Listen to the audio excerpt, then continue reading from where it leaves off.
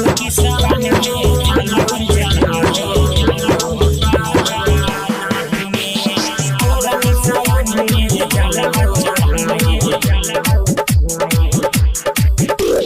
आए गईनी तोरा शरण में बाबा कांवर लेके हाथ में ओ भोले हो। आए गईनी तोरा शरण में बाबा कांवर लेके हाथ में अब की सावन में जलवा चढ़ाई जंगली बाबा नाथ में। अब की सावन में जलवा चढ़ाई जंगली बाबा नाथ में। आए गईनी तोरा शरण में बाबा कांवर लेके हाथ में अब की सावन में जलवा चढ़ाई जंगली बाबा नाथ में। अब की सावन में जलवा चढ़ाई जंगली बाबा नाथ में। अब की सावन में जलवा चढ़ाई म्यूजिक बाय जयपाल दीवाना। भोला के चढ़ावेलू भांगिया धतूरा भागतन के सरधाए बाबा काई दे तू पूरा ओ भोले हो।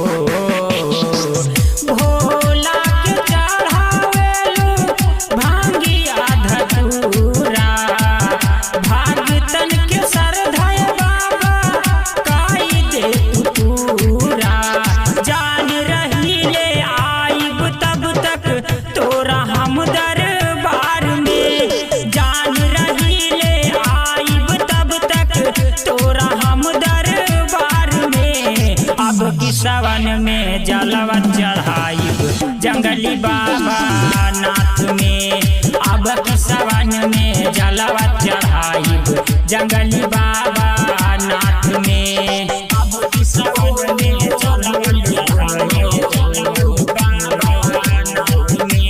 म्यूजिक बाय जयपाल दीवाना। भोला के आगे बैठब दोनों हाथ जोड़ के मन के अपना बात बतैबे हम त रोई रोई के ओ भोले हो। भोला के आगे बैठब दोनों हाथ जोड़ के मन के अपना बात बतैबे हम त रोई रोई के। विजय कुमार भक्त बतोहर रखी चरणों के पास में।